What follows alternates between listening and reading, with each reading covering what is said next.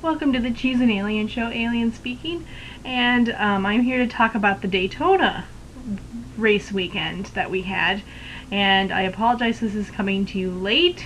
We just had the weekend at New Hampshire and Iowa, but I'm going to strictly talk about the Daytona race. I had quite a week last week. I wasn't able to do the show, and so again, I will be strictly discussing the Daytona weekend and hope you enjoy this week's show. And you got to see the Cheese's Daytona, her wonderful little kitten, and he is quite a blast, I will tell you that. Since she showed off her wonderful garb from our time together, I thought I would too. Got one of the hats that Antron Brown's crew was wearing, and they threw out, and then I also purchased a Matt Kenseth shirt from when we were at the Matt Kenseth Museum, which she recommended it in last week's show. I highly recommend it, especially those of you that are, if you're just a Matt Kenseth fan, if you're a Roush Fenway Racing fan, if he goes to a different team and you're a huge fan of that team, whichever one he goes to, I highly suggest you go and see. They've got some of his old trophies, they've got some of his cars, they've got his old fire suits, they've got a bunch of stuff, and it's just awesome. You need to go. It's just wonderful to see. Alright, so starting out with the shout-outs from the Daytona weekend. First one is going to Michael Annett. He had a third place finish, his career best finish in the Nationwide Series. And then he finished fourth at Kentucky. And so I only have 2 words for those other Nationwide drivers. Watch out. Michael Annett is on the move. He's charging up there. He's doing a fantastic job. And so huge congratulations to Michael Annett.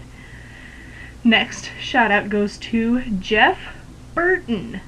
Those Richard Childress racing cars have been struggling so much this year. And so for Jeff Burton to get a second place finish, that was wonderful for the Richard Childress team. Wonderful for Jeff Burton, because he's kind of been one of those names that, you know, we want him to get back, and we kind of mention him here and there, but for him to get a finish like that was awesome.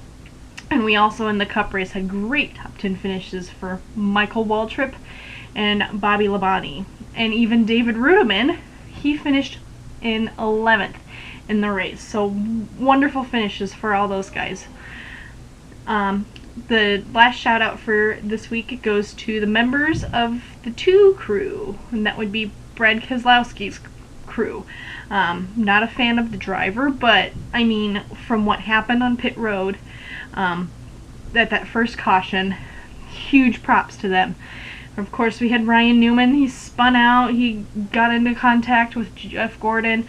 He spun out, did a 180, and he could have hit some of those crew members, but the NASCAR officials were yelling at him, watch out, watch out, and so you saw those guys sprinting and hurtling over the wall, that they did it quick enough to not get hit. So great job. It shows the agility that those crew members have and the hard work that they go through, and it proves how fit they need to be. So again, it's further proof that this sport, NASCAR, is truly a sport. I mean, not only do you have the drivers that most of them are working out and getting fit and everything like that, you also have the crew members that are doing everything they can to stay fit, to stay agile, because they've got to constantly be on their game, especially when they're out working on that car. Alright, so next we're going to talk about the Nationwide race. I want to give a huge congratulations to Kurt Busch and that Phoenix Racing team. That was an awesome, awesome, awesome win for that team. That's a huge boost after everything that they've gone through this year. So that's just so wonderful for that Phoenix Racing team. James Finch shows that you're doing a terrific job. You know what you're doing over there at Phoenix Racing. And it was wonderful that the Cheese's Ricky Stenhouse Jr. helped push him to that win, and so Ricky got a strong second place finish. That was wonderful to see. And Daytona, of course, being a super speedway like Talladega, you know that anything can happen, and here we have proof that anyone can do well at Daytona. We had Austin Dillon. He started in the very, very back of the field, and he finished 4th. And even most of the top 20 finishers in that race, in the nationwide race, they're names that we don't see very often. And so it's just awesome for them to be able to get a strong finish like that. And next we have the Cup race, of course, and we're not going to talk about the winner. It was looking to be an awesome race, and then the last 20 laps not so good. And again, being a super speedway, we have to have the big one, or 5. Or I'm just going to call it Rectona. It was Rectona at its best. We had at least 30 cars were damaged. Out of the 43, 30 were damaged. And that's just outside of the normal bumping and banging you can get at any race. We had the big one at the finish, which at least 10 cars were involved. We had a big wreck with 8 to go, and again, there was at least 10 involved there.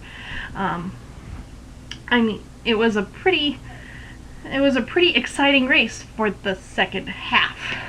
Again, the first half, it was pretty, there were some good passing and everything going on. It wasn't as action-packed as some of the newer fans might want.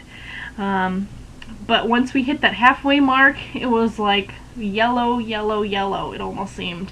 We had at lap 81, we had Sam Hornish spun.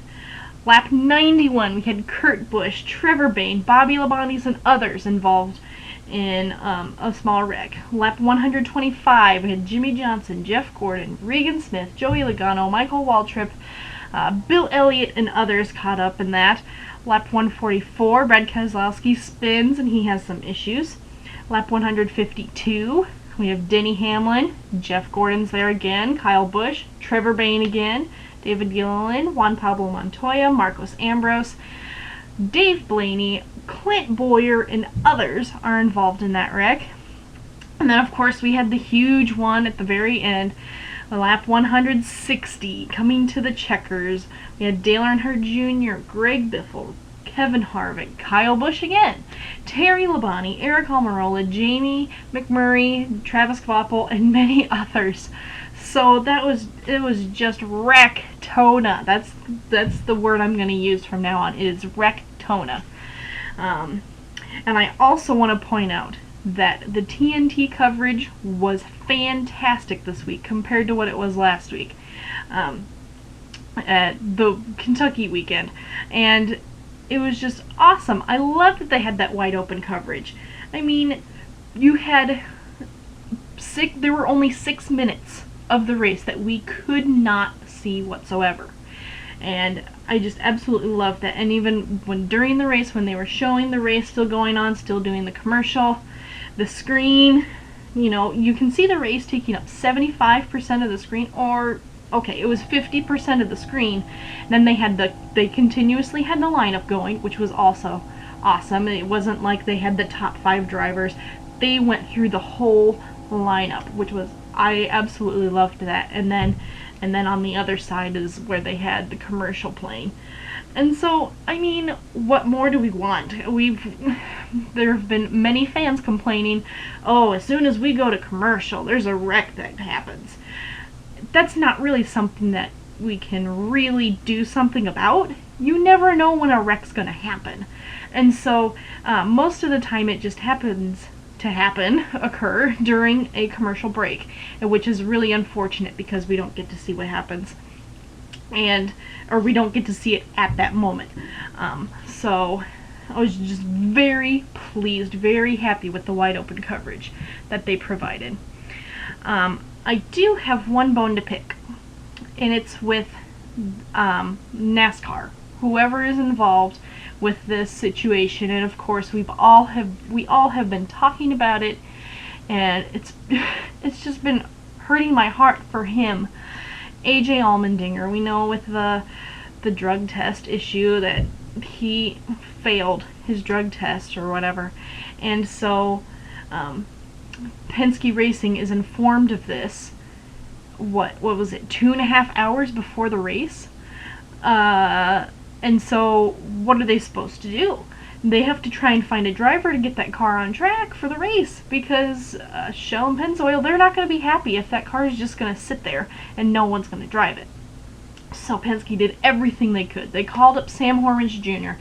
Of course, he's their nationwide driver, full-time nationwide driver, so they call him and say, would you be willing to fly down as soon as you can to do this cup race tonight? And so he goes, yes, I would gladly do it.